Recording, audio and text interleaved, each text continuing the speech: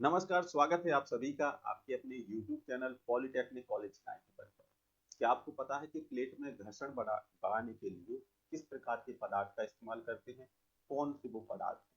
साथ ही वो कौन से क्लच हैं जिन्हें हम लोग नेगेटिव क्लच भी कहते हैं, तथा संघ कुंजी और फीदर कुंजी क्लच के किन स्थानों पर इस्तेमाल होती है।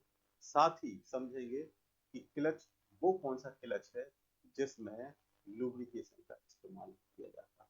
ये सभी क्वेश्चन आपके किसी भी इंजीनियरिंग एग्जाम में पूछे जाते हैं, तो उन सभी प्रश्नों का हल सिर्फ इस वीडियो में है।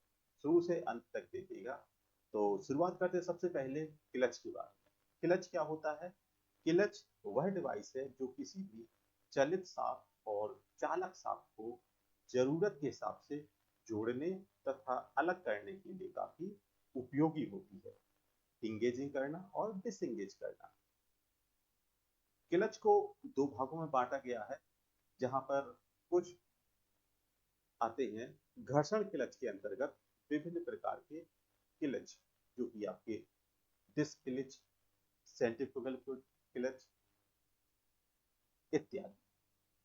जिसमें डिस्क क्लच जो कि एक ऐसा क्लच सिस्टम है जो कि ऑटोमोबाइल व्हीकल में इसका इस्तेमाल किया जाता है, तथा इस क्लच के द्वारा हम लोग दोनों डायरेक्शन में आगे और पीछे पावर भेज सकते हैं। तभी तो आपने देखा होगा कि जब हम लोग बैक गियर डाल देते हैं तो वाहन क्या करता है, पीछे चलने लगता है।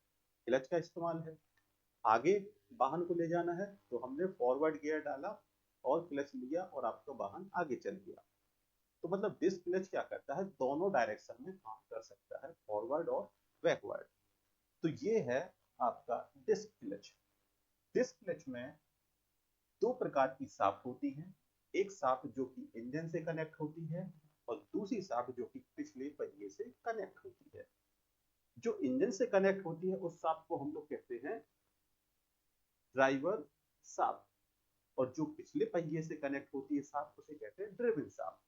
इन दोनों शाफ्ट के ऊपर दो अलग अलग फ्लैंज लगे होते हैं, जैसा कि आप यहाँ देख रहे होंगे फ्लैंज ए और फ्लैंज बी।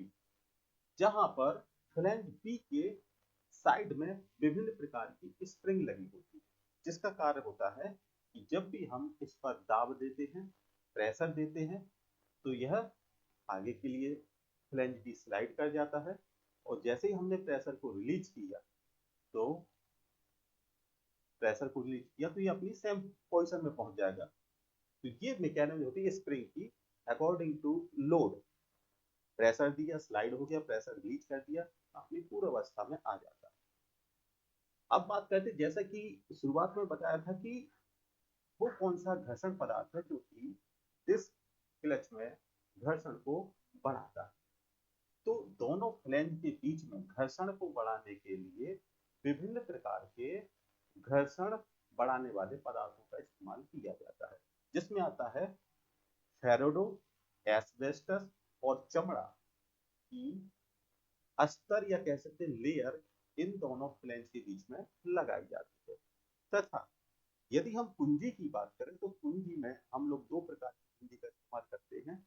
एक होती है संघ कुंजी और दूसरी होती है आपकी फीदर की।